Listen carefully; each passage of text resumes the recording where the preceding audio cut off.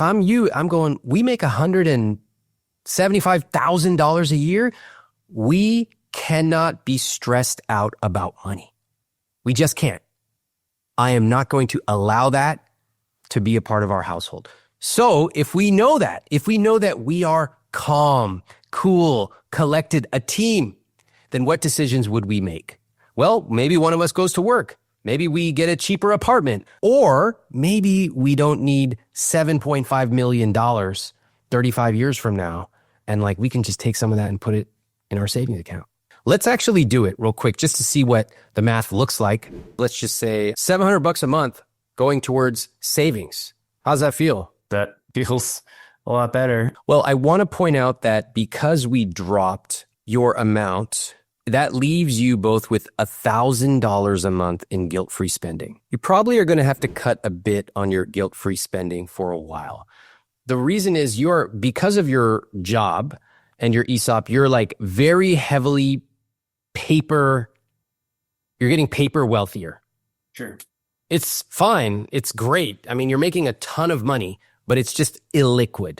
Right. You have an illiquid house. You have an illiquid ESOP. You have all this stuff. Fine. So then your goal is just to scrape as much liquidity as possible. And you all know you can do it for 3 years. Mm-hmm. Like, it's not hard. You're accumulating a huge amount of money. You're also saving money on investor fees. And then after 3 years, I'll show you. Look what's going to happen. We just dropped this to 0 just for simplicity's sake. Watch what happens to the fixed cost number. From 73 to 53%. It's massive. How do you feel seeing that?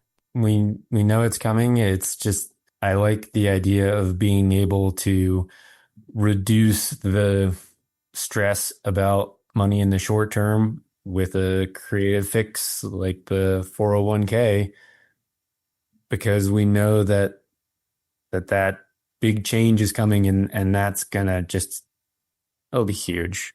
I feel positive and hopeful. Cool. Natalie? I feel motivated. I love hearing both of those.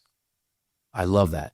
I suspect the two of you have a few $100 a month easily that can be found, that can be optimized. Whatever savings you institute, like, just make sure that you set up the automatic transfer into savings.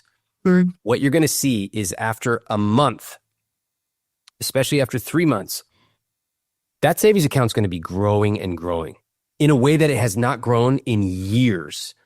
And you're going to see it and you're going to go, oh my God, like, we didn't do it. We just set it up once and it's just automatically rolling. And that is very motivating. And you can start to see, oh my God, we're going to have this much after 6 months and on and on. And you're both going to feel unified. That's a beautiful thing.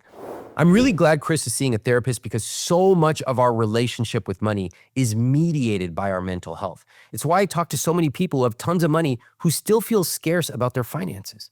Natalie and Chris are looking at the same exact spreadsheet, and they are seeing two completely different things, which actually reminded me of one of my favorite examples from psychology.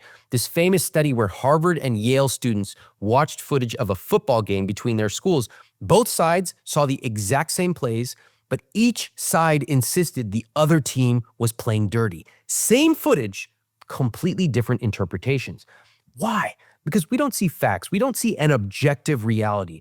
What we see is mediated by our experience, by our psychology, by so many things from our history. It's almost like we're wearing a set of lenses and we are seeing the world like this, and your lenses are different.